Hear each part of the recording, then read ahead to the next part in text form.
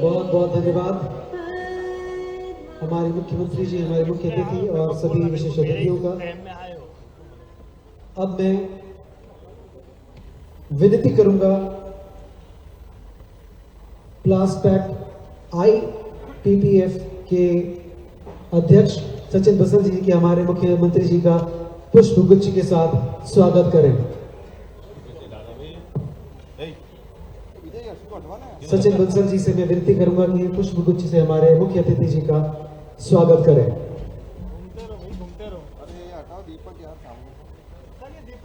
दोस्तों, जोरदार करतल ध्वनि से स्वागत कीजिए हमारे मध्य प्रदेश के मुख्यमंत्री डॉक्टर मोहन यादव जी का। साथ में IPPF की टीम से मैं विनती करूंगा कि वो स्टेज पर आए। प्रवीण गुप्ता, संदीप ठाकुर, विशाल सोनी, संजीव सचदेवा, शोभित बर्मन स्टेज पर आए और हमारे मुख्य अतिथि जी का स्वागत करें। रीप्रोसेस टीम से रुचिल दोषी जी, AIMP टीम और doctor Sandesh Kumar Jain, principal director and head of CPET Bhopal से मैं आपसे विनती करूंगा कि आप आएं और हमारे मुख्य अतिथि मुख्यमंत्री जी का स्वागत करें। तालियां बजती रहनी चाहिए। हमारे मुख्यमंत्री जी हमारे बीच हैं, जो अपने व्यस्ततम समय में से हमारे लिए समय निकालकर हमारे बीच आज उपस्थित है।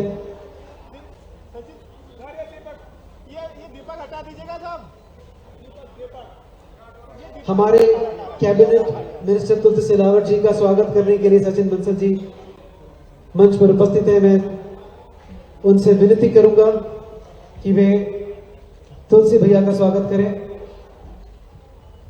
साथ में IPPF की टीम से नरेंद्र काला, प्रवीण लुनकर जी, सागर राठी, हीरेन सोनी, पर्व उचानी, अभिषेक कासर जी से विनती करूंगा कि वो भी स्टेज पर आए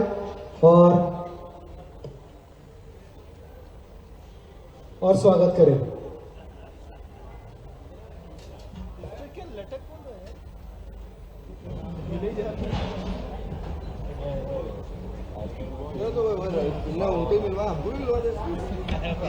घर सब के साथ आए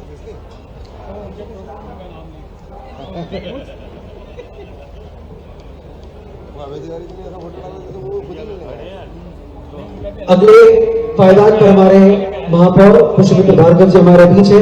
मैं टीम से विनती करूंगा कि आए उनका स्वागत करें।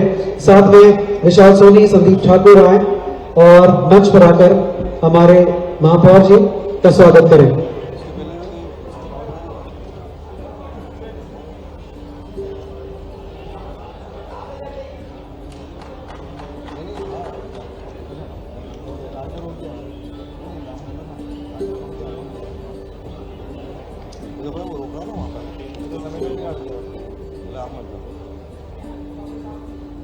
हमारे विधायक रमेश मेंदोला जी का स्वागत करने के लिए हमारे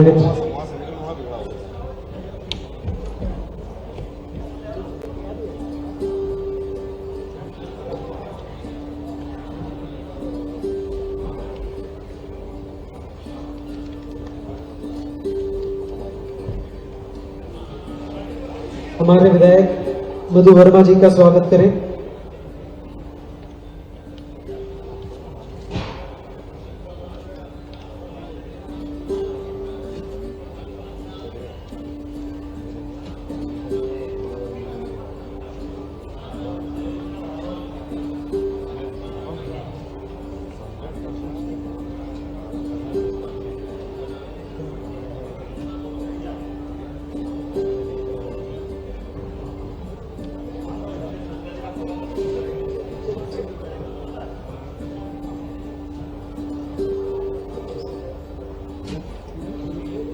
हमारे विधायक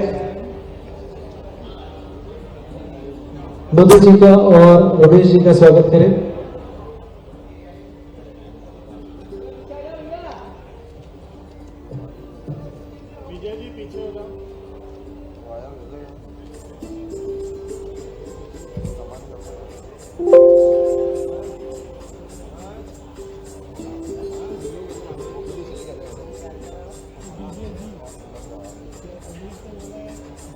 सचिन जी का स्वागत करें।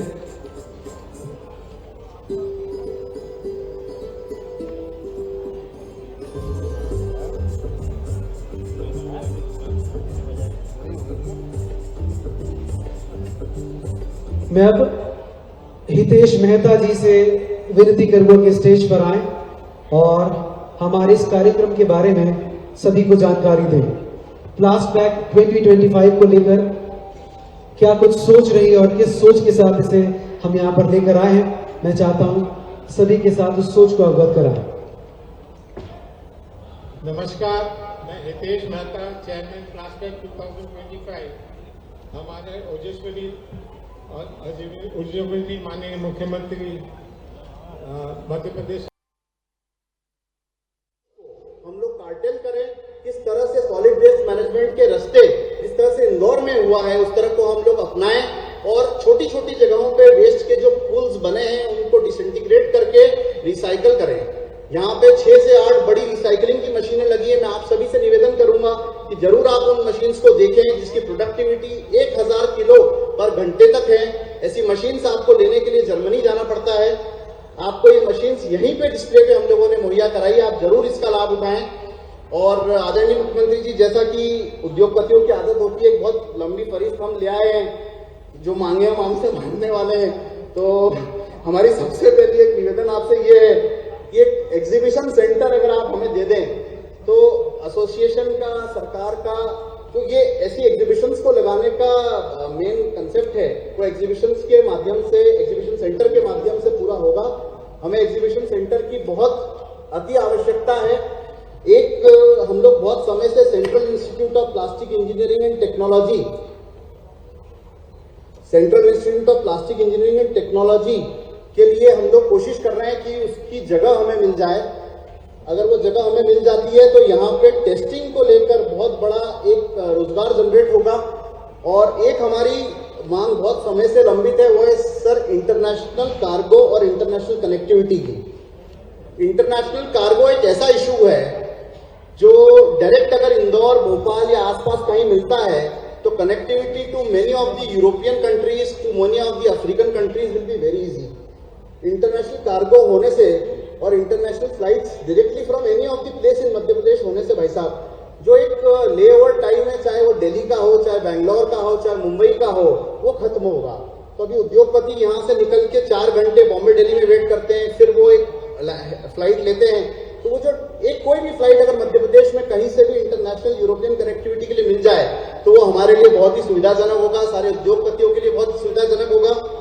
और एक भाई साहब हमारा ये भी निवेदन है कि हम लोग एक आपके निर्देशन में स्वामी विवेकानंद समिति का गठन कर रहे हैं, शायद स्वामी विवेकानंद समिति का गठन कर रहे हैं, जिसमें हम लोग स्किल डेवलपमेंट के लिए हम लोग युवाओं को, युवा विभाग को जोड़ रहे हैं। तो मेरा आपसे निवेदन रहेगा भाई साहब कि हम लोग ये निवेदन करेंगे आपसे कि इंडस्ट्री का भी एक पार्ट उसमें हम लोग इंक्लूड करें। तो उससे क्या होगा भाई साहब कि स्किल डेवलपमेंट और युवा खेल के साथ जब इंडस्ट्री का पार्ट रहेगा तो युवाओं को हमें रोजगार देने में, ट्रेनिंग देने में बहुत आसानी रहेगी। तो उसमें एक पार्ट इंडस्ट्री का भी डेवलप करें। और मांगे तो भाई साहब बहुत सारी है, पर समय का अभाव जैसा आपने निर्देशित किया है, मैं इस मंच के माध्यम से आप सभी का आभार व्यक्त करता हूं। आदरणीय मुख्यमंत्री जी, तुलसी भैया, महापौर जी, रमेश जी, मधु भैया, बबलू भैया, मैं हमारे दोनों HPCL BPCL के गेस्ट का बहुत बहुत अभिवादन करता हूं। मेरी टीम का बहुत बहुत धन्यवाद करता हूं जो पिछले 1 साल से इस एग्जीबिशन को मूर्त रूप देने में मेरे साथ लगी है। मैं ब्लू नेक इवेंट्स की टीम, हमारे मीडिया की पूरी टीम, सारे मीडिया के बंधुओं का बहुत बहुत स्वागत करता हूं कि प्रदेश में हमने 12 रोड शोज किए, देश में हमने 3 रोड शोज किए, आप लोगों ने हमें स्थान दिया। मैं आप सभी का, उद्योगपतियों का बहुत बहुत धन्यवाद करता हूं कि आप सभी ने हम लोगों के लिए इतना समय निकाला और एग्जीबिशन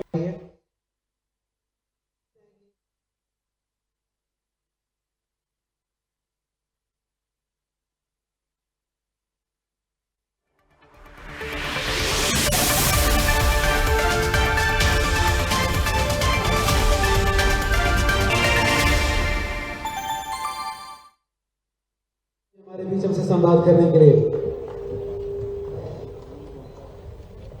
प्लास्टबैक 2025 सच में जोरदार अभिनंदन हमारे आज के इस आयोजन के अध्यक्ष और उनकी संकल्पना के लिए उनकी पूरी टीम का हमारी सबकी ओर से अभिनंदन होना चाहिए। एक बार फिर अच्छे से ताली बजे तो ऐसे ही बजे कि लगे कि हाँ बज रही है। हमारे सारे मित्रों ने मिलकर के एक बड़ी अलग प्रकार की संभावना का बाजार हमारे सबके बीच खास करके बदलते दौर में उपलब्ध कराया। आज के इस मंच पर हमारे यशस्वी मंत्री श्रीमान तुलसी सिलावट जी, माननीय विधायक श्रीमान मधु वर्मा जी, माननीय विधायक रमेश मेंदोला जी, माननीय महापौर पुष्पमित्र भार्गव जी, सचिन बंसल जी का तो मैं बोल ही चुका हूं, चेयरमैन प्लास्टपेक श्रीमान हितेश मेहता जी, सचिव श्री अंकित मारूका जी, उपाध्यक्ष जाहिद शाह जी, सिद्धार्थ जैन जी, संदेश जैन जी, तुषार पारिक जी, श्री राय साहब और इस मंच के साथ साथ इस पूरे आयोजन के समस्त जो जिनके कारण से ये मेला लगा है, मेरे अपने प्लास्टिक क्षेत्र में लगने वाले सभी सम्मानित उद्योगपतिगण, सभी युवा साथी, पत्रकार बंधुओं, बदलते दौर में खास करके प्लास्टिक पैक का ये जो मेला लगाया है, वैसे तो प्लास्टपेक की स्थापना 97 में हुई और इंडियन प्लास्टपेक फोरम द्वारा प्लास्टिक और पैकेजिंग इंडस्ट्री के उत्थान के लिए मध्य भारत में भी काम प्रारंभ हुआ। इस तरह की गतिविधियों का उद्देश्य हमेशा प्लास्टिक पैकेजिंग को सेंट्रल इंडिया में स्थापित करने का संकल्प है। मुझे इस बात की प्रसन्नता है कि जब दिल से काम करते हैं, लगातार काम करते हैं, तो अपने आप बाजार बनता जाता है, माहौल खुलता जाता है। ये नए दौर का नया समय है। लेकिन 97 से प्रदर्शनी से लगभग हर 3 साल में हम लोग हर 3 साल में एकत्र होते हैं। 3 साल बहुत होता है। आपने आगे बढ़ के फिर संकल्प लिया। मुझे इस बात की प्रसन्नता है कि कोरोना के कारण से कुछ तो वैसे ही डिस्टर्बेंस हुआ, कुछ व्यवधान आ गए, कुछ और संकट खड़े हुए, लेकिन व्यवधान के बाद भी 2025 का साल जनवरी का, और ये तो उत्तरायण का समय है। जब उत्तरायण उत्कर्ष की तरफ बढ़ता है तो रात घटती है, दिन बढ़ता है, और दिन जब बढ़ता है तो सूर्य का प्रकाश भविष्य की संभावनाओं को लेके आता है, और भविष्य की संभावना बढ़ते हुए वैश्विक बाजार में भारत की एक अलग प्रकार की संभावना लेके चल रहा है। यशस्वी प्रधानमंत्री श्रीमान नरेंद्र मोदी जी का अभिनंदन करें हमारे सबके सामने,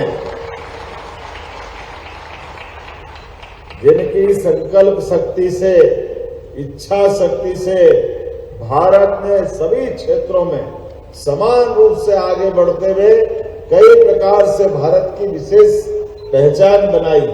और ये कोई कम बड़ी बात है।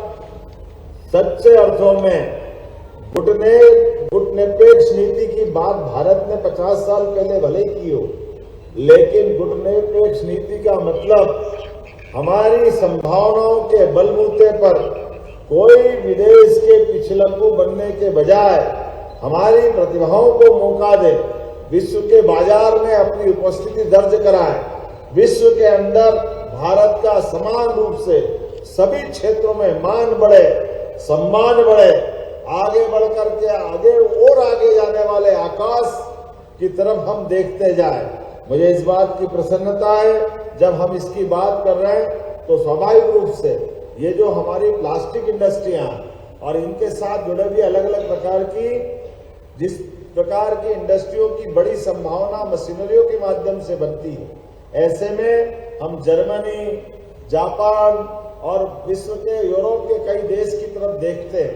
मुझे इस बात का संतोष है कि जब हमने इसकी तरफ आगे कदम बढ़ाने का संकल्प किया, तो आज खास करके प्लास्टिक की जब बात करेंगे तो प्लास्टिक का बढ़ता उपयोग बड़ी संभावनाओं को लेके भी आता है।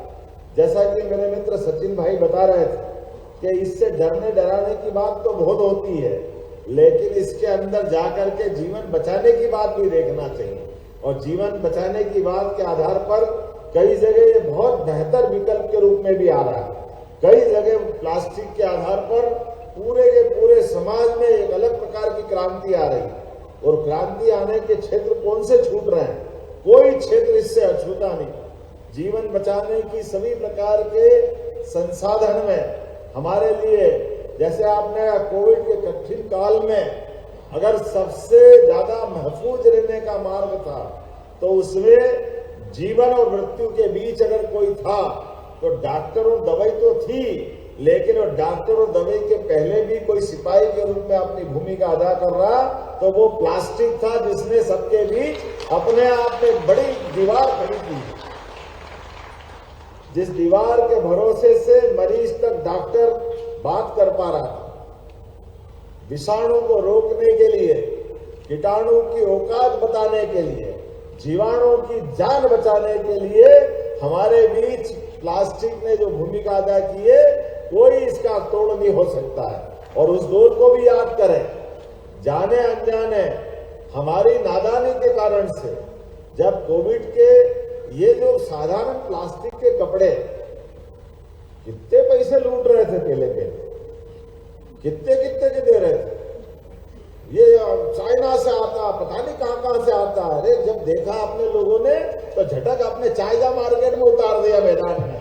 ये जो हमारा अपना बाजार बनाते बनाते हमारे मूल्य का, हमारे जीवन का और हमारी व्यवस्थाओं के आधार पर मुझे इस बात की गर्व है कि बहुत कम समय में भारत में वो सब होने लगा जिसके लिए हम विदेश में निर्भर थे, जबरदस्ती से निर्भर थे। कोई सिर पैर नहीं जिस बात का, केवल भयावह डर, पता नहीं कौन कौन से मापदंड पे बता के डरा रहे थे। जब हमने लोगों ने उसको वापरते देखा तो हमारे उद्योगपतियों ने जिस प्रकार से रिसर्च करके हमारे वैज्ञानिकों ने कोविड की दवाई ढूंढने का प्रयास किया और एक नहीं दो प्रकार से दवाई लेकर के, दवाई क्या मिली? संजीवनी बूटी मिल गई। हनुमान जी 17 लाख साल पहले संजीवनी पर्वत लेकर के भगवान के छोटे लखनलाल के लिए प्राण बचाने का काम किया। तो हमारे लिए आज भी वो राम भगवान का युग याद रहता है। मुझे इस बात की प्रसन्नता है, आपने भी वो संजीवनी के चक्कर में पहाड़ उठा लाए तो पूरा देश बचाने का काम किया और पूरा देश तो बचा ही बचा।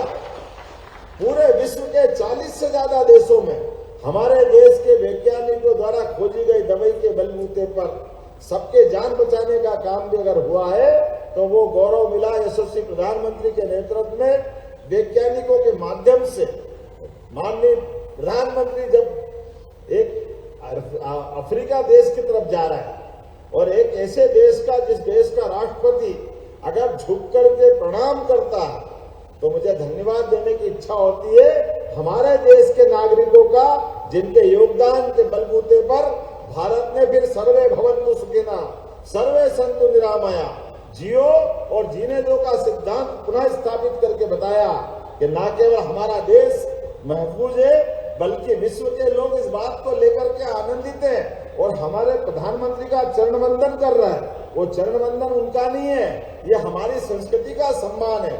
मुझे गर्व है, हाँ, हम उस संस्कृति के सम्मानक है जो दुनिया के अंदर जियो और जीनोदय के विषय को लेकर के सबके बीच जाते हैं। जब हम अपने व्यापार व्यवसाय की बात करते हैं, इस प्लास्टिक व्यवसाय से जुड़ी हुई बाकी संभावना की बात करते हैं, तो मुझे मध्य प्रदेश की बात करने में भी आनंद आएगा।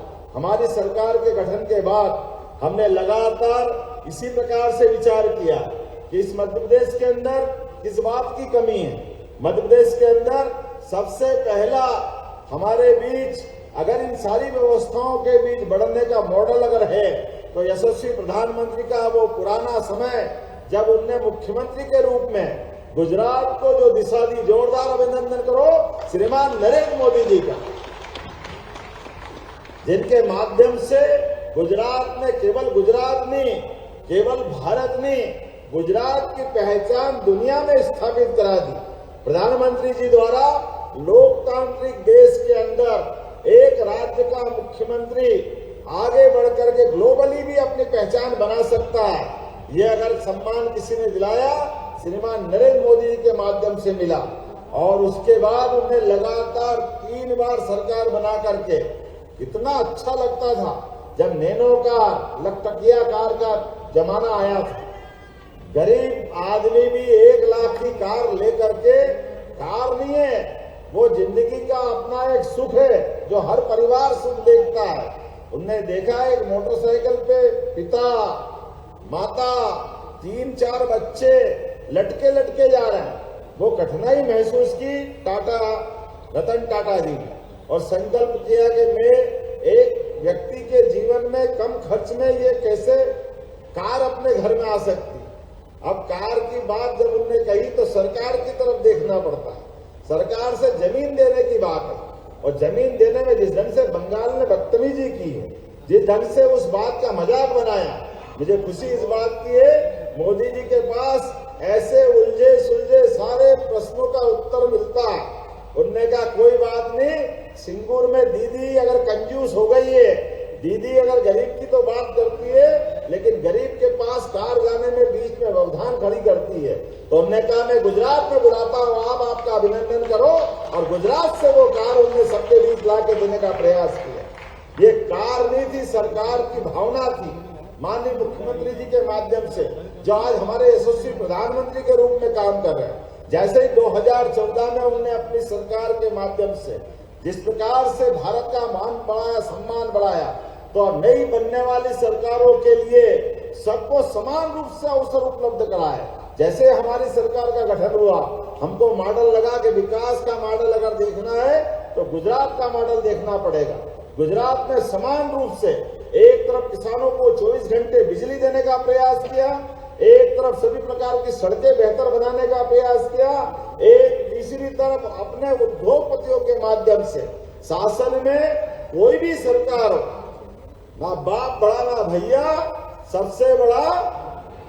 तो अगर सरकार के पास संसाधनों में वित्तीय व्यवस्थाओं की कमी नहीं होगी तो सभी प्रकार के विकास के संभावनाओं के द्वार खोले जाएंगे। इसलिए सरकार के पास जनहितैषी योजनाओं का भी दृष्टिकोण होना चाहिए, लेकिन जनहितैषी योजनाओं के पीछे पीछे सरकार की वित्तीय व्यवस्था भी सुदृढ़ होना चाहिए, और वित्तीय व्यवस्था सुदृढ़ होने के लिए उन्होंने पर्याप्त रूप से औद्योगिकरण का बढ़ावा दिया, और औद्योगिकरण के पीछे स्वाभिमान की दृष्टि रखी कि हमारा देश क्यों बड़े बड़े देशों के पीछे भागेगा, हमारे उद्योगपति में वो सब सामर्थ्य है, वो सभी प्रकार के प्रश्नों के उत्तर दे सकते हैं, सभी प्रकार की चुनौतियों को सहन कर सकते हैं। और वो विजन हमारे लिए काम आया कि आज के इस दौर में हमने चाइना से लगाकर अमेरिका तक किसी देश के पीछे पिछलग्गू वाला भाव न लाते हुए अपने वहां सारी प्रकार की संभावनाओं के बलबूते पर आज भारत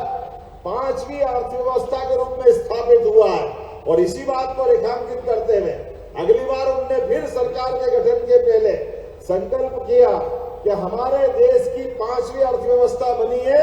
हमने 11 नंबर से शुरू की थी, लेकिन आने वाले 5 साल में ये 30 नंबर की आर्थिक व्यवस्था बनेगी।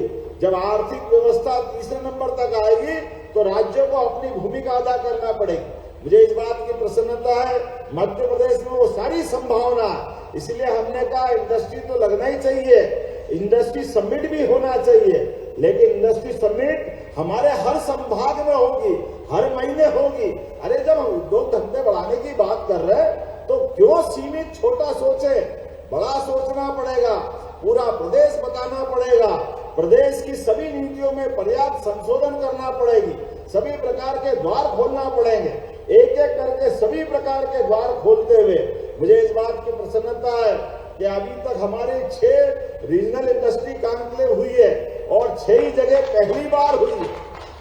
कितना अच्छा लगता है। ग्वालियर, जबलपुर, रीवा, उज्जैन, सागर, अरे नर्मदापुरम जैसे छोटे से जिस शहर की आबादी 1 लाख के आसपास होगी, ऐसी रीजनल इंडस्ट्री कॉन्क्लेव में भी लाखों के प्रस्ताव मिल रहे हैं। हमारे लिए 200 हेक्टेयर जमीन एक बार की थी, 200 को 400 करना पड़ा, 400 को 1000 हेक्टेयर करना पड़ा, और 1000 हेक्टेयर भी खत्म हुआ, वापस डिमांड आ गई। इतना ये जो जादू हुआ है, ये जादू हमारे अपने मध्य प्रदेश की संभावनाओं को और हिम्मत बढ़ाने वाला है। इसी महीने हम 16 तारीख को शहडोल में रीजनल इंडस्ट्री कॉन्क्लेव करेंगे और आगामी 24 फरवरी को ग्लोबली करने वाले हैं। जब अंतर्राष्ट्रीय स्तर पर व्यापार व्यवसाय की संभावना को लेकर चलेंगे तो मैं आप सबको भी निमंत्रण देना चाहूंगा। और अभी तक की गई इंडस्ट्री कॉन्क्लेव का ही असर ऐसा पड़ रहा है कि 4 लाख करोड़ का निवेश तो हमारे पास आ चुका है। 3 लाख लोगों को रोजगार मिलेगा। ये बदलते दौर का मध्य प्रदेश है। कभी कोई कल्पना कर सकता था? 4 लाख करोड़ का निवेश हमारे पास आ चुका है। अभी शहडोल बाकी है और शहडोल के अलावा आज ही मुझे बता रहे हैं कि हमारे इस लास्ट पेज के अंदर ही 200 करोड़ का जीएसटी मिलेगा। कितने पंजीयन बता रहे हैं आप? कितने लोगों ने पंजीयन किया है? 65,000 लोग यहां इंदौर में आकर रजिस्ट्रेशन करा रहे हैं। इसका मतलब ये हमारा इंदौर और मध्य प्रदेश संभावनाओं का बड़ा बाजार है। मुझे इस बात की प्रसन्नता है। परमात्मा ने जब पूरा देश में एक आशीर्वाद दिया और आशीर्वाद देके अलग अलग राज्यों के अंदर अलग अलग प्रकार की व्यवस्थाओं के लिए उसको समृद्ध किया, तो हर राज्य को अपना अपना नाम और आनंद दिया है। लेकिन कुछ तो खास दिया मालवा वालों को, जो जिस आधार के हम जानते हैं। मध्य प्रदेश उसमें भाग्यशाली है कि मध्य प्रदेश के पास सब कुछ है।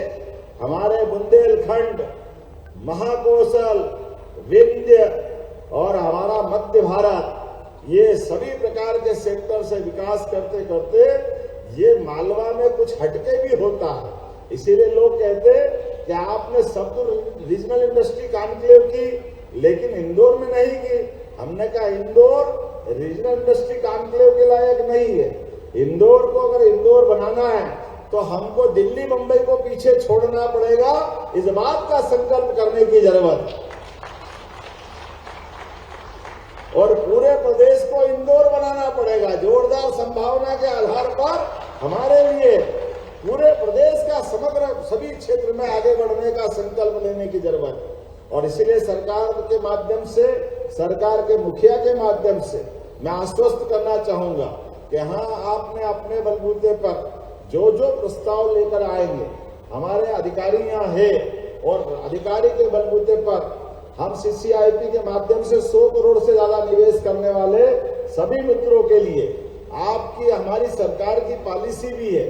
और भी कोई बदलाव करना हो तो हम हर बदलाव करने को तैयार है। भविष्य में बड़े पैमाने पर मध्य प्रदेश में प्लास्टिक इंडस्ट्री के लिए जो हो सकता है जरूर करें, लेकिन प्लास्टिक के साथ रीयूज का भी एक बड़ा महत्व है। प्लास्टिक के खतरे भी बहुत है, इसको आग से खेलने का भी बोलते हैं। इसलिए प्लास्टिक इंडस्ट्री में समाज में, पर्यावरण में, बाकी जगह कम से कम नुकसान हो और इसके बलबूते पर समाज प्रगति ज्यादा करे।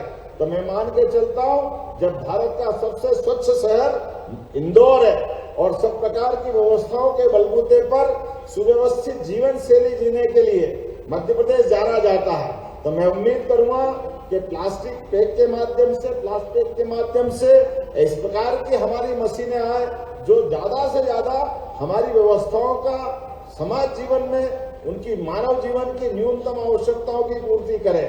और न्यूनतम रूप से भी अगर प्लास्टिक बना है तो उसका रीयूज कराएं। अधिकतम रूप से जीवन में पर्यावरण की चिंता करना ये हमारा भी काम है और मैं उम्मीद करता हूं आप सबका भी वही भाव होगा। हम सब जानते हैं कि बिजली की उपयोगिता है, लेकिन बिजली में करंट भी है। तो लोग क्या करंट के चक्कर में बिजली बनाना बंद कर देंगे? बिजली भी बनाएंगे। बिजली से जीवन के साथ साथ विकास की संभावना भी खुलती है। इसी प्रकार से ऐसे ही संभावना का ये क्षेत्र भी, मैं उम्मीद करूंगा आने वाले समय में इसके विशेषज्ञों के बलबूते पर, विश्व में होने वाले नए नए अनुसंधानों के बलबूते पर, ये जो हमारा प्लास्टिक से जो वेस्ट निकलता है, ये वेस्ट का न्यूनतम रूप से हम 0 तक पहुंचाने में सफल हो और बाकी जीवन को भी हम महफूज रखें और व्यापार व्यवसाय की दृष्टि से भी समान रूप से चलें। सरकार के मुखिया होने के नाते से मुझे लगा है कि मैं आपके बीच आकर के जब बात कर रहा हूं तो सारी की सारी बातों की जवाबदारी भी आपको देता हूं कि आपके यहाँ पर जिस प्रकार से ये इन्वेस्टमेंट का एक बड़ा संभावना का क्षेत्र बन रहा है, तो जीवन की बाकी चीजों की भी चिंता आप करेंगे, लेकिन सरकार के नाते से आपके इस सेक्टर के लिए जो बन पड़ेगा। आज तो आपने एक बहुत सुंदर मेला लगाया, मेरी अपनी ओर से इस पूरे आयोजन की बधाई दे रहा हूं और उम्मीद करूंगा कि भविष्य में इससे जुड़े सभी सेक्टर पे बात करने के लिए कोई मदद की जरूरत होगी तो सरकार सदैव आपके साथ खड़ी है। मेरी अपनी ओर से आप सबको पुनः वंदन, अभिनंदन, बहुत बहुत धन्यवाद। भारत माता की जय।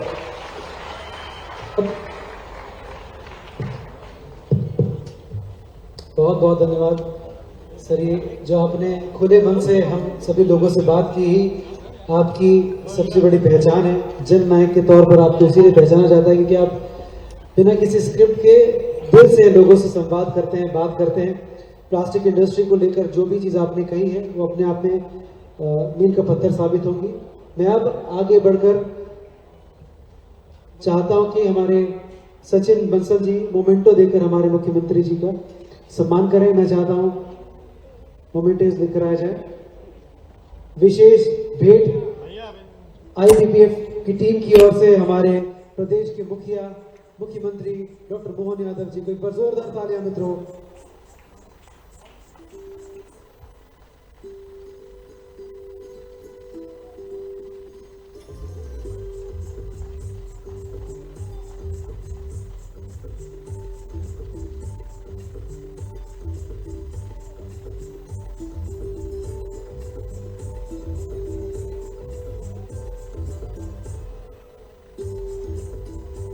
तुरंत इसी के साथ मैं आईबीपीएफ की पूरी टीम से भी विनती करूंगा कि वो स्टेज पर आ जाएं क्योंकि आप सभी लोगों की लगातार ये मेहनत ही है जिसका नतीजा है कि आज ये भव्य कार्यक्रम आप देख पा रहे हैं जहां पर हमारे मध्य प्रदेश के मुख्यमंत्री